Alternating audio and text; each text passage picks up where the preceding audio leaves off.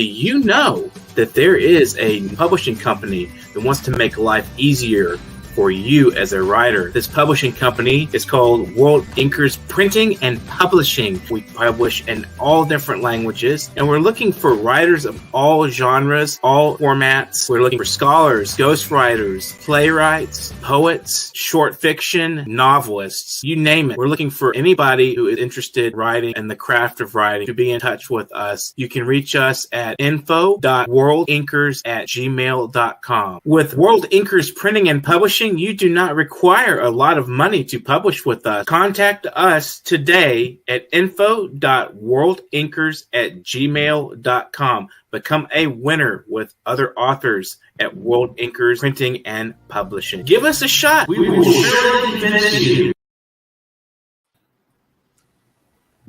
Good morning, everyone. This is Billy Bob at the Foreign Policy Review. I just want to thank everybody for joining us. We have our co-hosts, Ben TOTH and CARLO PARCELLI, and our friend of the show, special guest today, is Vladimir Goldstein.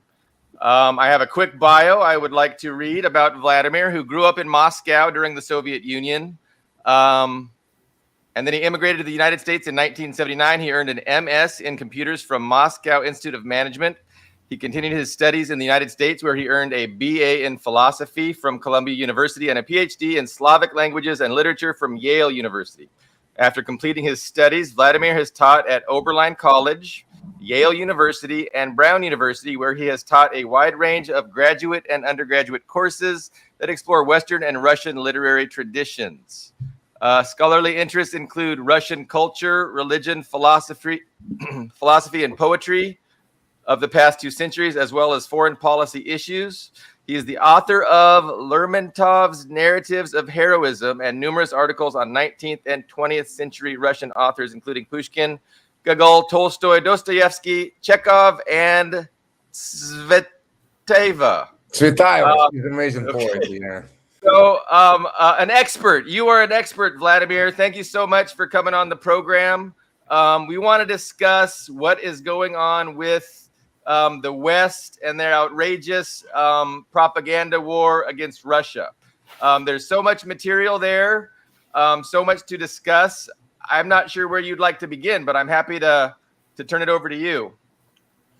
Yeah, I think we should probably begin, I guess, with the collapse of the Soviet Union.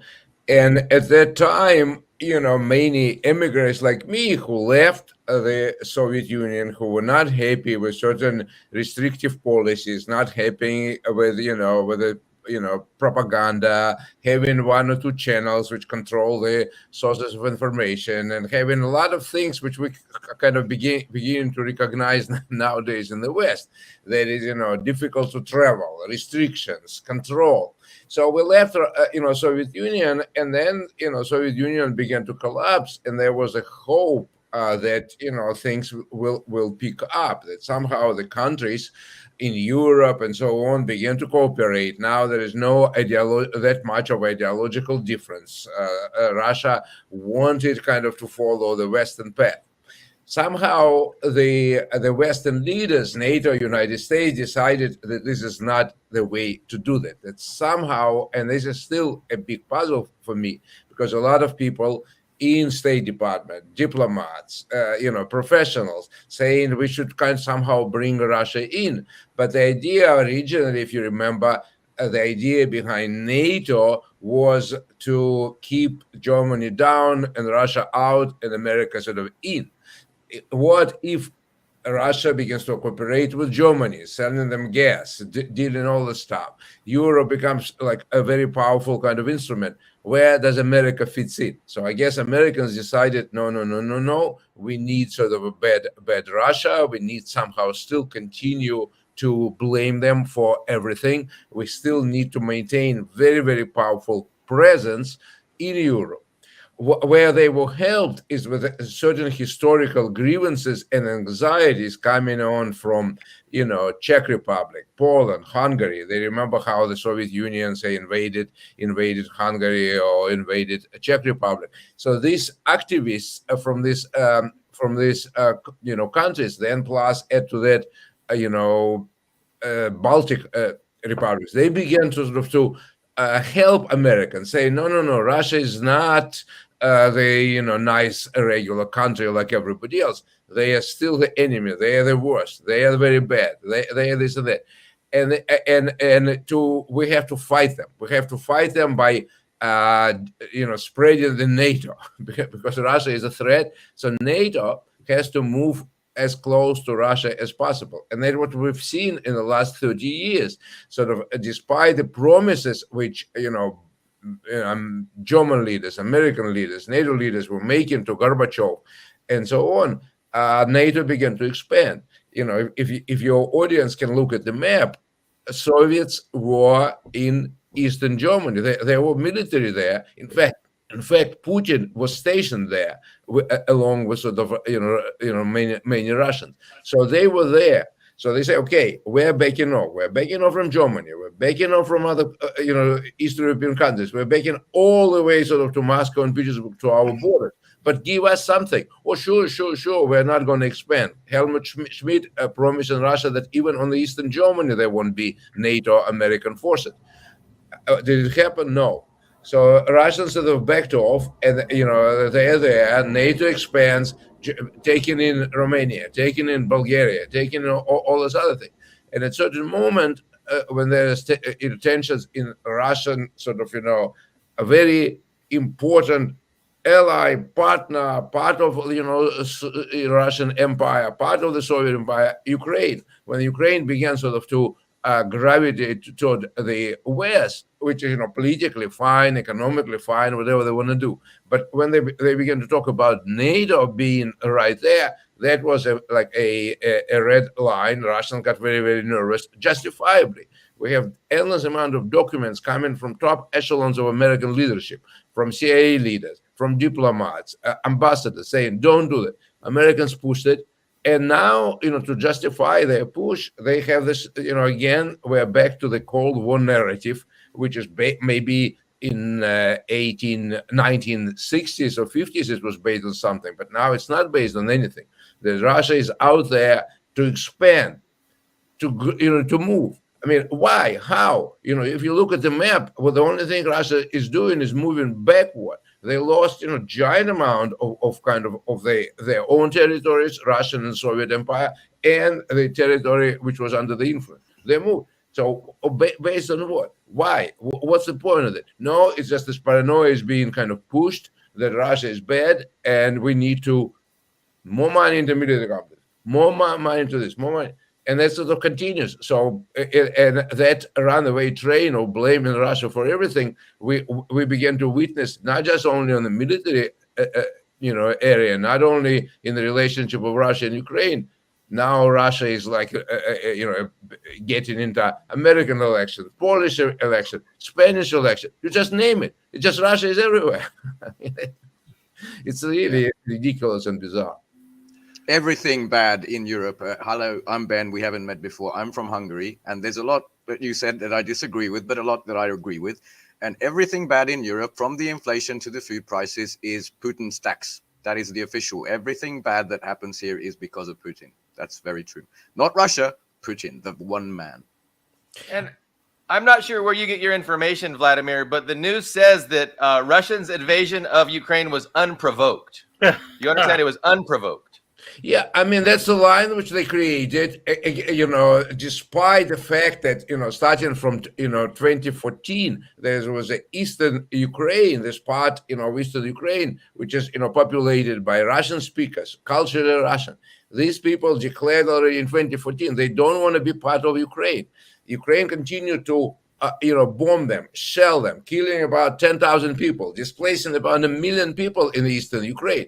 And, so Russians, just to call it unprovoked, they were trying their best to they had Minsk agreement, they had this agreement. So, we can see who started it. And of course, we can blame, Russia to jump at the gun, but it's, to call it unprovoked when it's provoked since 1990, every day it was like one provocation upon another provocation. Yeah. Well, and we should maybe discuss the effectiveness of U.S. propaganda on the domestic population in the U.S. too. I mean, the main irony that I bring up over and over again is is on the one hand, you'll have a poll and it'll say that 11% of the American public trusts the mainstream media. And then you'll have the same or similar poll, and it'll have 92% believe that Russia invaded Ukraine unprovoked by the West or Ukraine. So, and they're getting their information from the same media that they say they absolutely distrust. That's a dangerous thing. I see that as a kind of a line with beginning with Edward Bernays and going to Joseph Goebbels, and now you have it in the U.S. propaganda agitprop circles, corporate media, U.S. intelligence, and those two primarily, and I see it being a kind of Nazification of the U.S. public, because it's creating an atmosphere of hysterical delusion that's very reminiscent to me of Nazi Germany. And maybe I'm see it a little too extreme, but does anybody else have that sensation? Well, yeah, Vladimir, please go. What we have kind of to agree on is that propaganda is successful when it touches some kind of maybe mythic nerve, some kind of something into the human beings. If you just sort of to try to convince people who never experience that the earth is flat, they try to tell them the earth is flat, they wouldn't buy it. But if you tell them something which is kind of response to their emotional and other kind of needs, they will follow that. In case of United States, where they succeeded, they found a very successful kind of nerve to which American public responds. Is I call it the story of David and Goliath. They basically, every enemy of United States is called Goliaths. They're very bad. China, Russia, whatever the enemy, and that is like, right. And then they have to find the victim of this Goliath, nice little David, who is just very cute and very beautiful. Now is Ukraine. Now it's Baltics. Now is some kind of East Asian, Philippines, whatever. And we noble protectors, we don't have any imperial military economic interest. No, we're defending the victim. And if you tell American people the story, they love it. I mean, I would love it too. If you don't know the area, if you don't know how it works, of course you all want to support underdog against this mean, vicious bully. And that was tried absolutely brilliantly in the 1990s, again, by Clintons, who are very good at that. They probably studied Bernays, they studied all this stuff, they know how to manipulate. They hired, top-notch intellectuals for working for Democratic Party to operate it. They tried it with Serbia, just declaring, there was a very complex situation, as complex as probably Ukraine. This Yugoslavia falling apart. There's Serbs, there's Croats, there's, the Slovenians, there's everything. They declared Serbs as some kind of fascist, Nazis, creating some kind of camps, like Nazi-like camps where they tortured the Muslims in Kosovo, and then they used it as a pretext to have like a biggest military, base in Europe in Kosovo. They opened up, grabbing up the territory where, for Serbs, it absolutely touches their national identity. All their Serbian, monasteries, churches going there, and they bombed Belgrade for 78 days. Americans, again, not because they were mean and vicious. We are supporting, poor David's,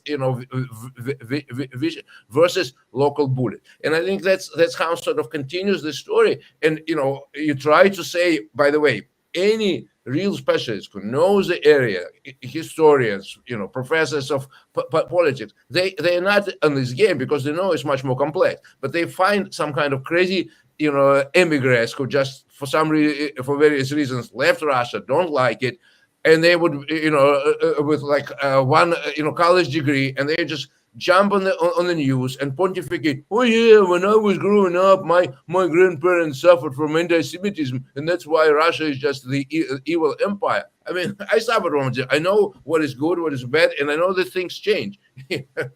But I think here, this is this very successful machine, like a good story, fake pundits, and common Americans who respond to good story, and they're too busy with other things, making ends meet, trying to sort of make sense of this, confusing world domestically. So they trust their government. Okay, yeah, you are good guys. Yeah, and they hear it from everywhere. It's bipartisan. So the narrative is reinforced everywhere in entertainment, from Democrats, from Republicans. I mean, across the spectrum in the echo chamber, it's just one narrative, and we still call it a free press somehow. Somehow we managed to say that we have a free press in the U.S. because we get to do our show and we don't have the CIA kicking in our doors because nobody watches us. But all the platforms of mass communication march in lockstep and push that narrative down everybody's throat, and it's the farthest thing from a free press. Those were my thoughts as Vladimir was talking about. I'd like to chime in. I'd like to grab Vladimir's concept of emotion. I think that's a huge thing about the good guys and the bad guys mentality that you see in the media. But it's also primitive. Like a couple of recent examples. One was I saw this US spy or warplane going around the South China Sea. I don't know who the fuck this is, but I'm sorry about that. It rings once every year, and it has to be now. Flying around the South China Sea. And they say, look, that Chinese fighter jet is being provocative to us, like thousands of kilometers away from home. And the other one was in peacetime, which is remarkable. There was this residential building in Iowa that collapsed. And the next night, I saw clips of this on a US channel. It was Moscow experiencing for the first time the thunder of war with English, signs and warning labels. But it was on there. Look, a Moscow apartment building was hit by Ukraine. Like, you have to be very, very stupid to believe most of this stuff. Yeah, and I think the emotion is also important. I was watching a show. I can't remember who it was, and he had a couple guests on. I think Brian Berletic, and reputable people as far as I'm concerned. And they got a call in, and the gentleman took issue with everything that they were saying.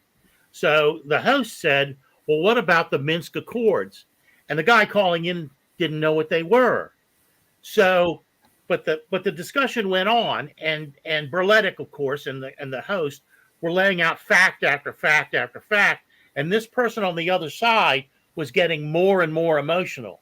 I mean, that's what I've experienced when I try to engage. I had to stop engaging people on Twitter because there was just at 6 or 8 at a time.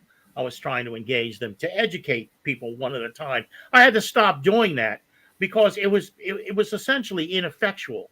They were not going to do the reading. They were not going to do the studying. They were going to go on pure emotion, and that's what the propaganda appeals to. That's what the agitprop appeals to. So it can really take any story and twist it so that, and I know how to do this, so that the emotions are aroused, but the intellectual curiosity is completely left out of the equation. The U.S. has done a brilliant job, the U.S. and propaganda machine has done a brilliant job on Ukraine, I think. So, unfortunately, yeah. Yeah. I think they also, again, talking about the brilliance, it's not only somehow kind of, again, I think it's probably a genius of Clinton's, because they somehow, it's not, with foreign affairs, people might say, okay, I am a simple person. I don't know anything about, Hungary, Russia, Romania, Bulgaria, but I vote here. But now they just came up with Russians interfered in our elections. I've heard, a lot of intelligent and not intelligent, educated. Vladimir, I give it to you. You know more about Ukraine, or whatever. But when they come to my little town and tell me to vote for Trump, I'm not going to put up with it. I mean, this was somehow kind of, and again, no proof, no anything. Somehow Russians became, the perfect subject. And if you study again, whether you study it like anthropology, history, it's very important. How do you create so-called scapegoat? We know the studying of scapegoat cannot be totally helpless. So if you want to show your power, and you want to target somebody, if you're like a bully in school, if you beat up the absolutely weakest and kid, it's not much glory. Nobody will be afraid of you. You pick up somebody who is kind of maybe decent kid who does his things, but he's relatively independent, relatively strong. You want him to obey, so you pick up on him. You create all these situations. So scapegoat has to have certain strength and certain weaknesses. So that's why Russia is an ideal thing. When there was a Soviet Union, nasty, with a lot of nuclear arms, sticking all over the place, they wouldn't pick up on them with it, which is very interesting. So when Russia really does its Soviet Union does its share of invasions, of suppression, we're trading with them, we're dealing with them, we're inviting them to Olympics, everything's fine. Now, when they are backing off here, trying to bend over backwards to accommodate everyone, but they're still big, they're still strong, so they're ideal kind of target for the bully to show you teeth, to pick up, and now everybody will be listening to America. You see, if they can, introduce 180,000 sanctions against Russia, if they can send the military against, every other country outside China, of course. But what I would add, whatever Clintons and others are doing, they think that they invented magic formula. Domestically, in terms of international, they are bullshitting their own population. They are bullying smaller European countries into following the line. China is a totally different kettle of fish, and they're watching it, and they're learning every little step. So they are preparing for all that. So I think United States is doing disservice to themselves. First of all, that's what I feel. I came to this country like 43 years ago. I wanted it to be my home, but I don't want my home to screw itself up and just destroy itself. And that's what I think is happening. On the long term, I have to agree with you there in the final point, but not to be a contrarian or anything, but I do feel like we have to talk about the blowback of certain of these myths that they created while creating what you call a scapegoat. And that's completely right. But look at the recent examples. I'll try to illustrate like a couple of them. Like Iran was also big bad guy, the ultimate scapegoat. Serbia, as you mentioned in the 90s, they hated the slaughterers, okay? They have the biggest Russian banners out on the streets now. And whatever you think about Hungary, there are some liberals up in Budapest who love the EU. And, of course, we're going to be freedom and values. Most Hungarians, we were the highest polling who wanted to return to my country of birth, which is the People's Republic. I mean, sure, they used the tanks in 1956 to project propaganda. Life was better. Every working class people privately admits that to me. And we are the second country who's going the way of Serbia, of trying to reduce the sanctions, trying to create talks, trying to work with the STO, maybe BRICS one day, please. It really would be fantastic. But a lot of this has backfired. I mean, yes, all the sanctions in the world, Russia is evil. Everything Russian is evil. And if you look at Russia now, 83% approval behind Putin. The people are united like never before, and there's record amounts of investment in cities growing. Scott Ritter recently got back from Russia, and he told about there's cranes everywhere, there's construction. It's just the sanctions have liberated Russia, not just from those 300,000 liberals, but also from a lot of the, let's call it, I guess, anxiety that we want to belong in Europe, but somehow we feel less than, there was a lot of that, especially in the 90s, where, as you know, that was a horror in Russia to be. But to be alive, it was absolutely crumbling. But if you look at videos of 2000 and 2020 cities in Russia, it's all pristine and rebuilt. So a lot of the time, while it works on the little neighbors, the Baltic midgets, Poland, for God's sake, created a law where you can go back 15 years. I mean, if a politician supported Russia in any way, they can be expelled from their post. So to talk about dystopia, it worked there. there's a lot of people now, including Erdogan's Turkey, who said enough is enough. We've had enough of this bullying. So I'm thinking there's a lot of blowback as well. It's not the flawless mechanism it was in Clinton's time, you know? If you allow me to respond, I agree with you, a great deal. I think you're absolutely correct. That is, Russia proved and learned, how to deal, with sanctions. The economy, indeed, I go there. Last time I was there 2 years ago, but I've been since 1995. I've been there every year, conferences, this and that. And that's what's shocking, how improving the country is. Like, new airports, new roads, stores. I sometimes find myself in some city and I don't know where am I? Is it like Providence, Rhode Island, or some little town in Russia? Cafes, internet. So it's economically they're picking up. Another thing, of course, I know, observing the sanctions, that was on many levels, it was a godsend. So economically, I think they're doing well. They're now producing their own, a lot of their own materials, from food they produce. Some Italians, adventurous Italians, French come over and start making cheeses. They do this, they do that.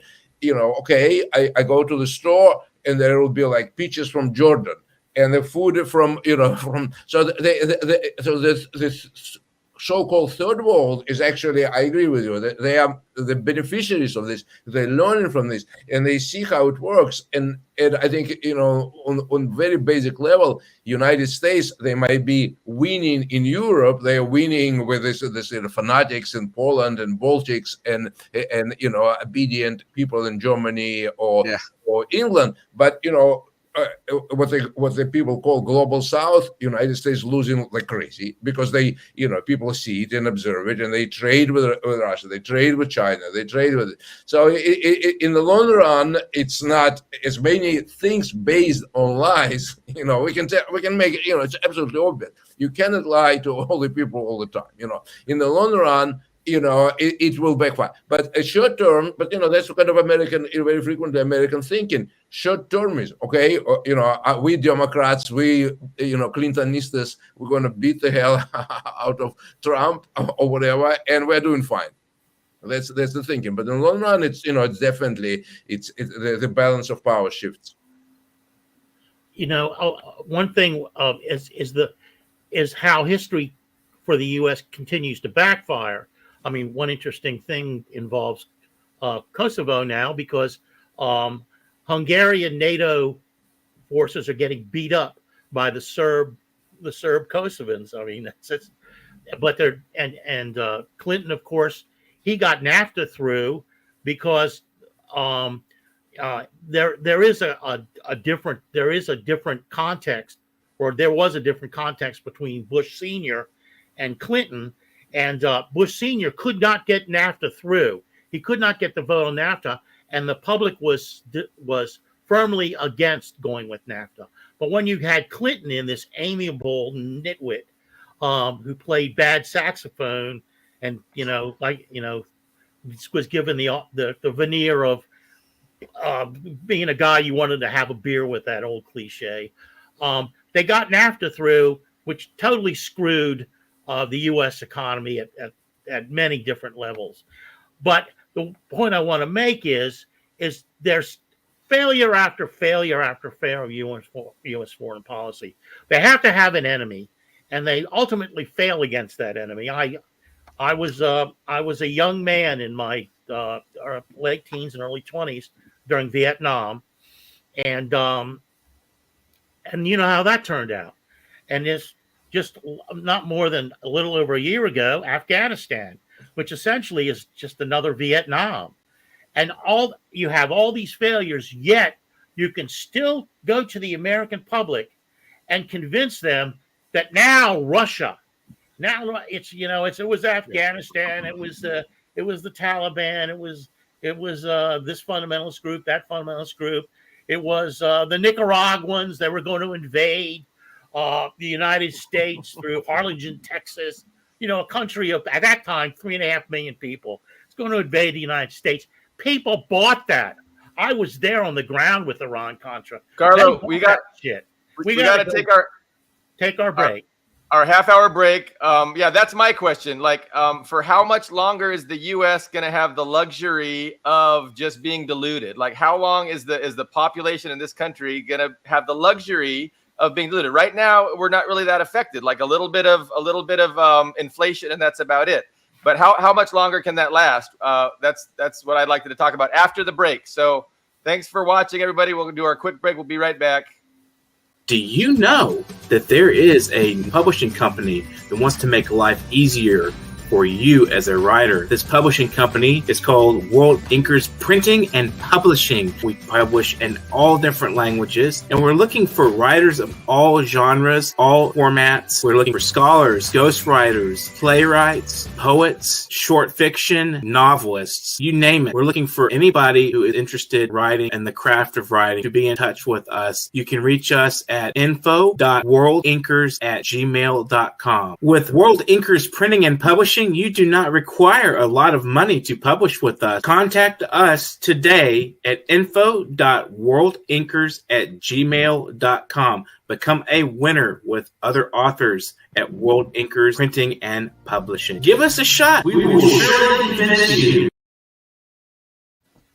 And we're back. So does anybody have any thoughts or prognostication about the short-term future? Honestly, it appears that the Western powers are gearing up for a conventional World War III. I mean, at least getting ready for it. Like, what are the chances of that happening? What are the chances of, the West asking U.S. citizens to do some serious sacrificing to defeat Russia and China? Like, is that in the cards, or am I fear mongering? Maybe I could jump in, and then we can see if Vladimir agrees with me. How's that for? Okay, so first of all, it works when it's like goat herders in Afghanistan, when it's the Vietnam farmers, and even there, US lost. So it works when they isolate one single tiny nation. That doesn't work with Yugoslavia, separating it into smaller, tiny, basically helpless nations. But when they did the main theft of the Russian foreign reserves, that's when most of the world took note. The main weapon the US still has is its reserve currency of dollars. And, just this week, sure, they're talking about war. They're talking about we're going to threaten Moscow with everything. The sanctions clearly have not worked. And Lavrov has stopped in like 4 or 5 places in Africa already. Xi Jinping was also in Africa. Everybody is touring around the rest of the world, the sanctioned world, the bad guys.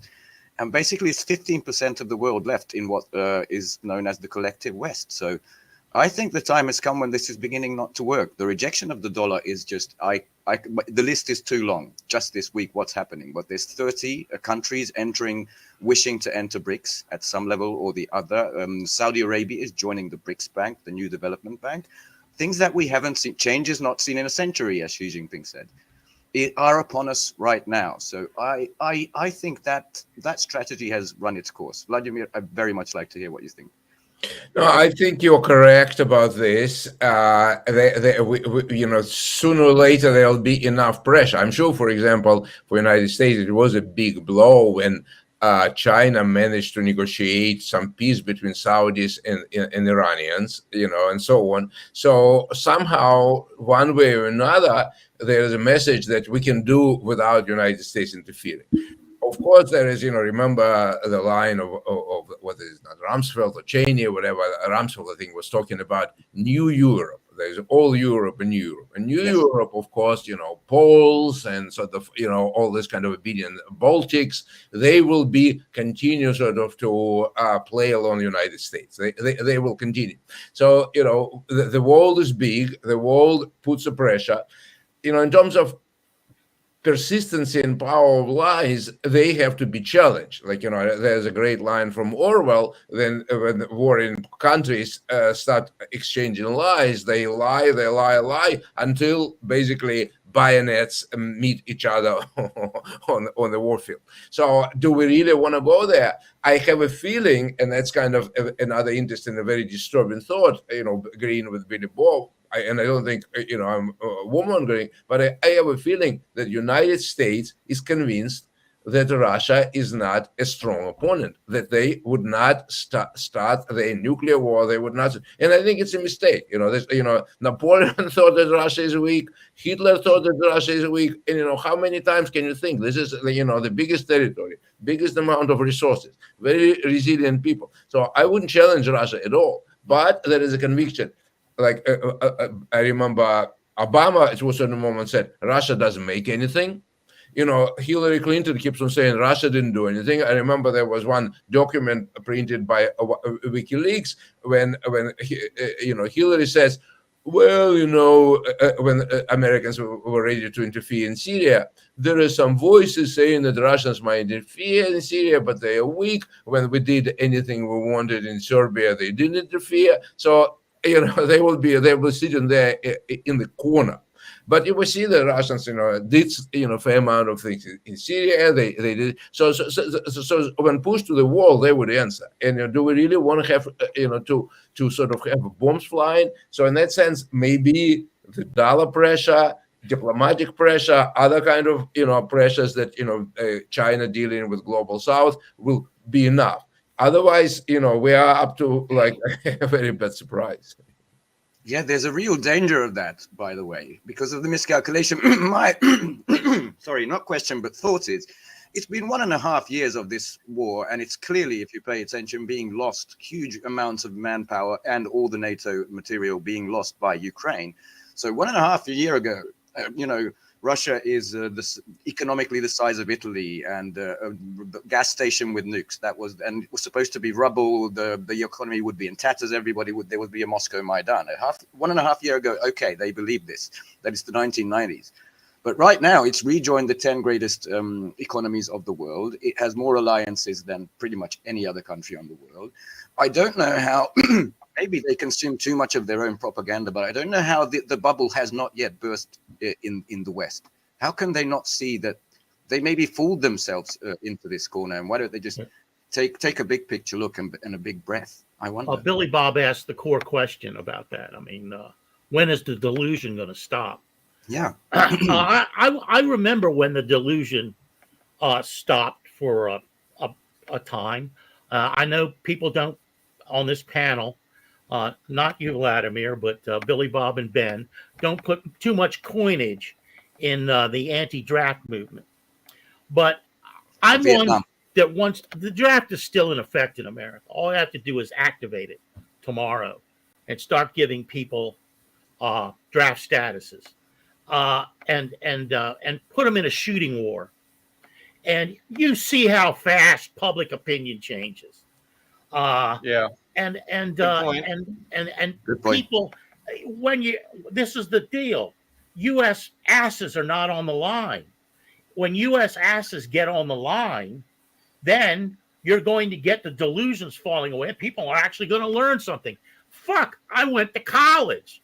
I wasn't going to go to college. Are you kidding me? I didn't even take the SATs. That my state school had to accept me without the SATs. Otherwise, and I tried to get a 2S. I never got a 2S. In 6 years of fighting my draft board, I never got a 2S.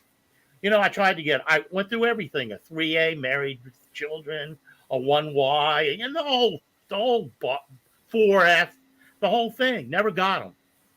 But the thing is, it made me learn. I started reading Noam Chomsky. I started reading Bernard Fall, whose wife was a customer of mine when I owned a bookstore. I started learning something about the world I was in because my fucking oblivious teenage ass was on the line. And that was an important thing for millions of young people at the time. Largely forgotten because I look at some of these people like John Kerry or even Blinken and the people that the Defense Department head, and they seem to have forgotten those lessons. But anyway, has enough time passed? Something like that needs to happen. I'm sorry, Billy Bob. Go ahead. I was just saying. I mean, has enough time passed that they hope everybody forgot those lessons, or maybe that the ruling class has forgot those lessons and they want to try it again? I mean, that's the question. What are they going to do? That's Look, that's the in- $1,000,000 question. In addition to what Carlo said, another thing happened exactly that time during the anti-war protest of the Vietnam era was the dollar debt crisis, which is why it was taken off the gold standard and the petrodollar was born in Saudi Arabia. And that's now dying. So the repeat of history could be very, very close. What other cards do they have to play if they lose dollar hegemony? I mean, is military conflict their only recourse? Well, if you can't pay for it. Well, if American troops are involved, it won't happen. They can't even get enlistment numbers now. People are not enlisting. What I would add is that there are a couple of ideas. One is that, talking about the war in Vietnam, we do know that people who actually were in the war, who know what it is, they actually not so gung-ho supporting Ukraine, doing this and that. There's there's intellectuals, professors, generals who've been there. They are against. It's precisely like draft dodgers and people who don't know what war is. They think it's easy. They're like Hillary can say, "Oh yeah, Russia didn't do anything. We can do that." But so I think I agree with Carlo. If average support of Democratic Party or Republican Party, if their children are sent to fight, it will stop right away, and the country will sort of look at itself and say, we need to do something different. But what fascinates me, and here is again success of propaganda, is let's look at Ukraine.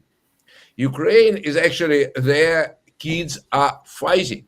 They're fighting. They're just innocent. Many of them without much experience. They just sent there to fight. And there is, a lot of people in Ukraine actually won negotiations. They won negotiate. They want the whole thing to stop because eastern Ukraine, central Ukraine, but there is somehow United States bet on this kind of fanatics from the western Ukraine who are just zoological Russophobes, hate Russia, hate everything, and these guys are sort of having full control, and they bring in these emotional charges. They sometimes Russians do atrocities like any military things, but very frequently they just blow them out of proportion. They kill people and then blame it on Russians. They do all this. So they bring emotions. So they actually psych up Ukrainians. So any Ukrainian who would say, we have to negotiate, let's sit down, does have a chance. They ban the parties who promote it. They ban, politicians. It's only war, and I think it's sort of, it's just basically destroying the country. A lot of young kids are being, butchered for nothing. Yeah. And and the United States, that's not the way to help. Like somebody said, the United States is fighting Russia to the last Ukrainian. Okay, it might be, smart and from the cynical position, but these are human beings, they're young kids, and I talk to Ukrainians who are like, oh yeah, we have to fight. Ukrainians who live here. What about your relatives? Oh, they're hiding either because they don't want to be drafted. They're hiding, but so people don't want to be drafted, don't want to be sent there to the war for whom? For Ukrainian oligarchs who are going to milk this hatred to steal the country blind, to take half of the military aid which the West sends into their pockets. I remember I've been in Montenegro. Beautiful little land with, on the sea. And I asked the guy, the beautiful yachts there, whose yachts are this? He says, well, some Russians, but mostly Ukrainians. I mean, yeah, right and left. Been recently in Israel, it's a sad event. My mom lived there. She died. I just went there. They say the whole landscape of Israel changed because Ukrainians are coming there, buying apartments, buying this and that. So, where they get this money? Have you been to Monaco recently? Monaco battalion. Probably the same thing. Yeah. So what is it? simple kids, simple Ukrainian boys are being killed while oligarchs are like sharing their profits with American warmongers. It's really a disgusting and unpleasant situation. And that's where class came in with Vietnam, because the poor kids were being sent, the Bloods, the African American kids were being sent to the front lines, and the rural kids from rural states who didn't know anything about the world were getting sent, who bought this, mom and apple pod bullshit, and the rich kids were getting out of the draft.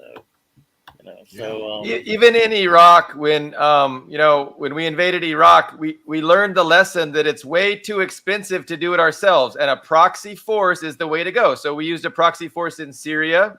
We're using a proxy force in Ukraine. We want to use Japan and Taiwan against China, and that's smart.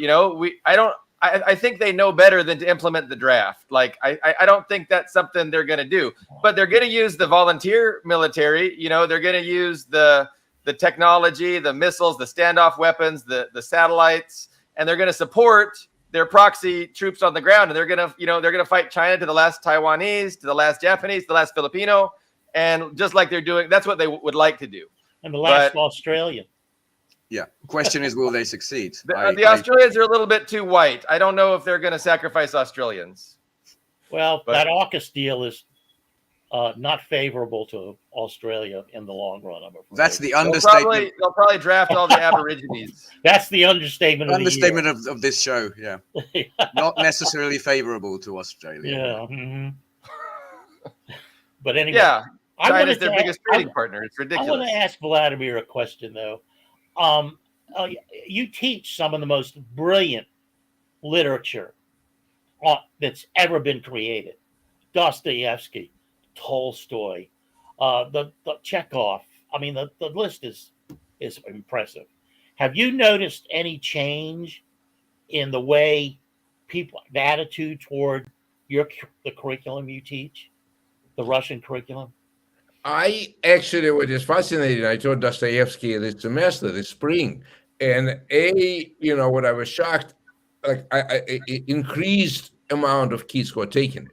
It's like, I used to have like a class would be 20, 18, 22, and now I had like 35.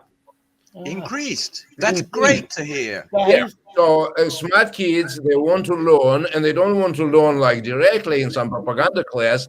They want to learn, what it's all about, being Russian and thinking about this. And there is a tremendous amount of interest. We talked about, of course, religion and, guilty conscience and moral choices. They loved it. They absolutely loved it. So I think, there is definitely deficit of like good information. They want to know, the kids. Another thing besides brilliant kids at Ivy League at Brown, and they were absolutely from all walks of life. All some are religious, some are atheistic, some attracted to Dostoevsky because they're rebels, some attracted because they're conservative. And somehow they all get out and thinking about it and interested. But then I also want to add like a fascinating little detail. I have a friend, a colleague who teaches in a small university. It's called Bryant University around in Rhode Island, in a business school. And there was like kids who were taking, it's a business school, business classes in international affairs. So he asked me to talk about how I understand Ukraine and Russia and whatever. And their comments were unbelievable.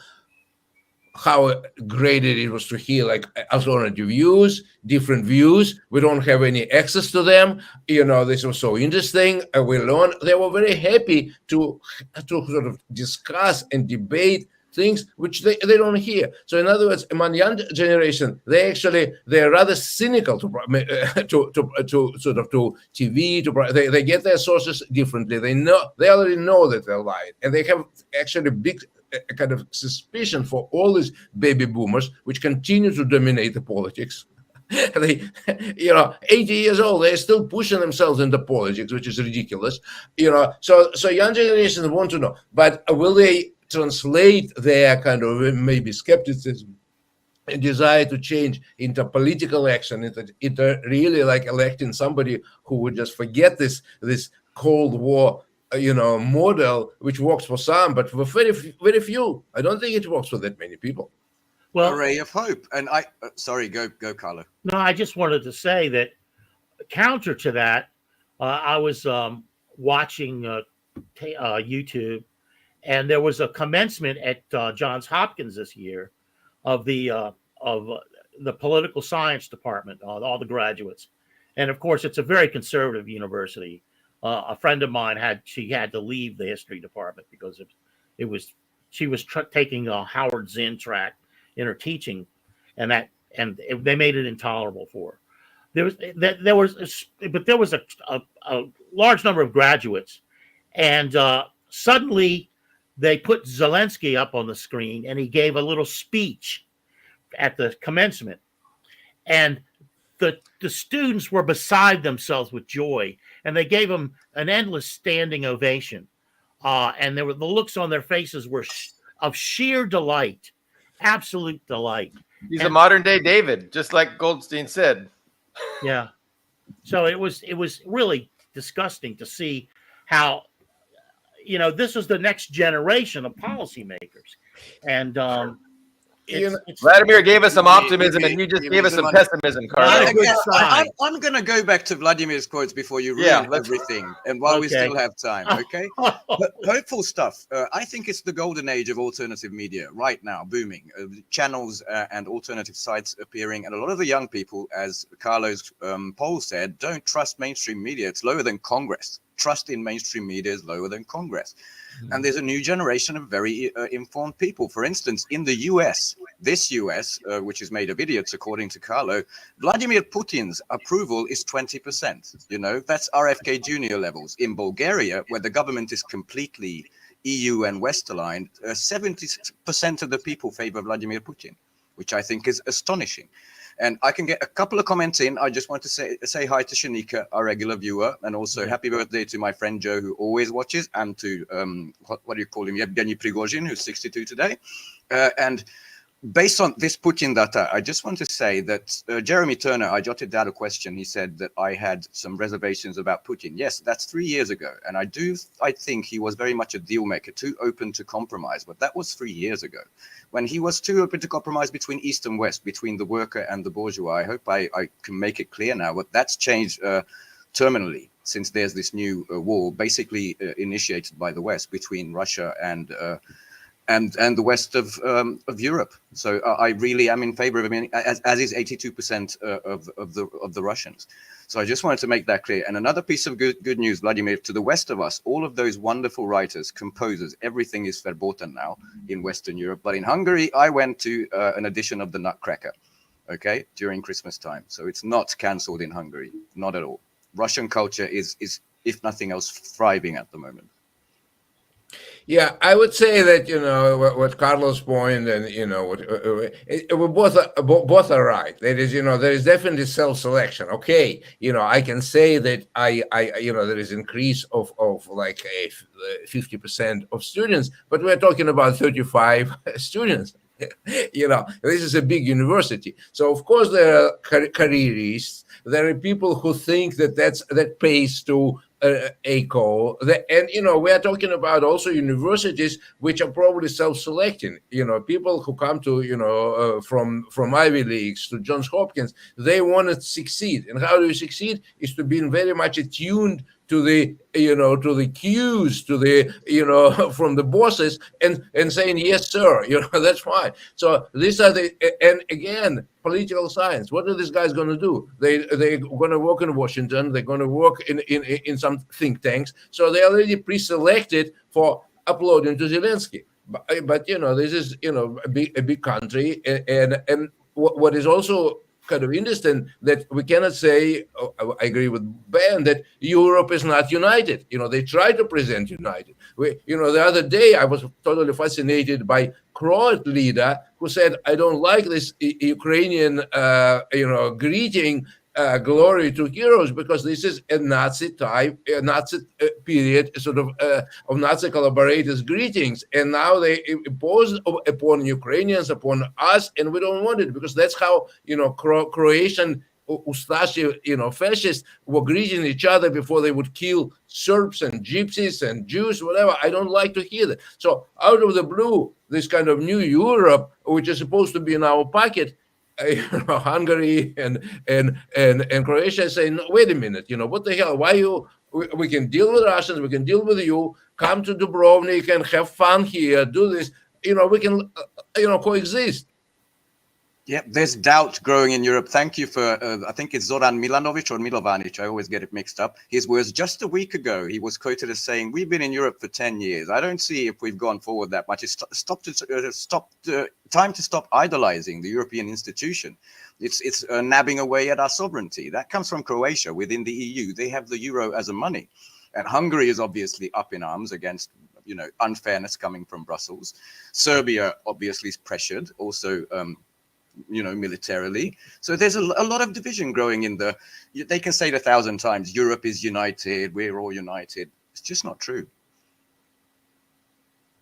I mean, sooner or later, there will be, also talking about economics, I guess, and there will be very serious kind of, pressure on France, on Germany, and, these countries probably will throw their weight around to Putin pressure on the United States and not to use them. Because, they started using Ukraine as a proxy, but now they want to attract Europeans as a proxy. And many Europeans understand that we're being used in a proxy war, which United States, is playing against Russia and eventually against China.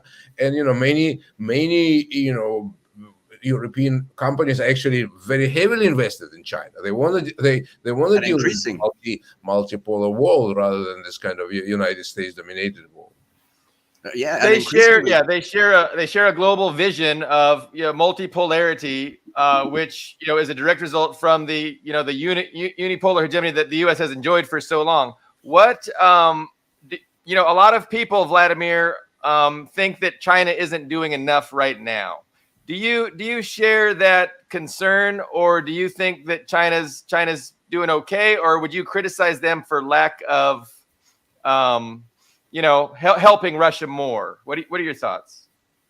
I think they are sitting a little bit on the side. They're definitely not jumping on the Western bandwagon, but they are trying to be probably traditionally careful and sticking to their sort of guns. We want to trade, we want to have business. We are not going to support that, but I don't think they're ready to join, say, Russia militarily and start the war. It's not in their interest. Why should they sort of, they prefer to trade, they prefer sort of to long-lasting relationship. And, that's again, as opposed to Russia is probably in between. America's like short terms, Chinese want like very long terms. Russia is somewhere in the middle. But, they're not in a rush. The time is actually working for China. That's absolutely clear. So they're not in a rush, but they would use Russia probably as a proxy against US to push focal multipolar world, and that's what sort of Russia is doing, this dirty job for China.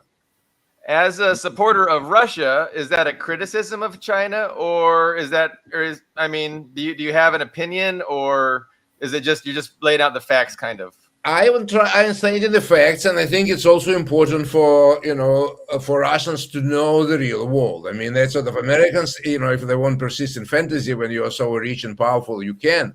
Russians simply can't afford to live in fantasies. They can't sit there and wait, oh, good old China will help us, or good old Germany. Putin probably had this naive ideas that, I'm trading with Germany, I'm building this pipeline, I'm doing this, I'm doing that. No, I mean, a long time ago, there was a Russian Tsar, Alexander, who said Russia has only two allies, Navy and the Army. And I think, they have to sort of invest there in human capital. And I think it's probably a wake-up call for Putin, too. I agree, with Ben that he did fair amount, but he could have done more for common people. He would have done more for the army. Probably there was still fair amount of, corruption, this and that. Now I think they probably will, they're getting into this, more serious mode. So Russia should have to know that's the war where we were given a lot, but, our responsibilities are big too. So they have to be ready for that. Are you pretty optimistic that after the Sino-Soviet split and the history of Russia-China relations, that they're going to be, they're going to be pretty tight going forward from here on out? I mean, do you have optimism in that? Absolutely. So the U.S. isn't going to be able to split one against the other? I think U.S. did this is again, we talked about, Ben mentioned this long term and short term. They succeeded maybe in short term, but basically not any single Russian leader in 21st century will trust U.S. again. Exactly. In 22nd century, yes, but not in 21st, not this century. They already seen this absolutely treacherous, nasty, self-serving, self-righteous behavior. And, they're still probably naive 20-year-old thinks that U.S. has the answer to it all, but nobody with their head on their shoulders will buy into that. Yeah, I mean, we don't have to agree on everything to have a great conversation. And I'd like to thank Vladimir. Yes, I know we have to wrap it up, but I'd like to add a little bit, a tidbit, and then finishing thoughts of, China, Russia never requested military aid. I don't think Russia needs it. What China is doing is diplomacy worldwide, which is worth a hell of a lot more than that. And I think the main task should be breaking Europe away. Well, they're trying to break Europe away from subservience to the US. Strategic autonomy, you remember, Emmanuel Macron started that and then he went silent because there's too much pressure on Europe. Either they'll succeed or not, but that is the challenge, to create the multipolar world. That's my final thought. Anybody else? My thinking is that throughout this 19th century and 20th century, there is a natural kind of unity between Russia and sort of Germany, between the sort of know-how of German, resources of Russia, and getting a big chunk of this territory, Russia and Europe, it'll be like US, China, and this Europe with Russia. There'll be three blocks if they succeed. Otherwise, of course, Europe will be hanging somewhere there, and it'll be like China, Russia will help in them, and US with Europe. But that's kind of not the most productive kind of division. Thank you for being our guest once more, and thanks everybody for watching. Thanks. Yeah, thank you so much, Vladimir. We're going to have you back. We appreciate your expertise. We went a little bit over time. We'll be back next Thursday, same time. Thank you, everybody. Have a great week. Have a great weekend. Thanks, Carlo. Thanks, Ben. Thanks, Vladimir. Thank you very much. Do you know that there is a publishing company that wants to make life easier for you as a writer? This publishing company is called World Inkers Printing and Publishing. We publish in all different languages, and we're looking for writers of all genres, all formats. We're looking for scholars, ghostwriters, playwrights, poets, short fiction, novelists, you name it. We're looking for anybody who is interested in writing and the craft of writing to be in touch with us. You can reach us at info.worldinkers@gmail.com. With World Inkers Printing and Publishing, you do not require a lot of money to publish with us. Contact us today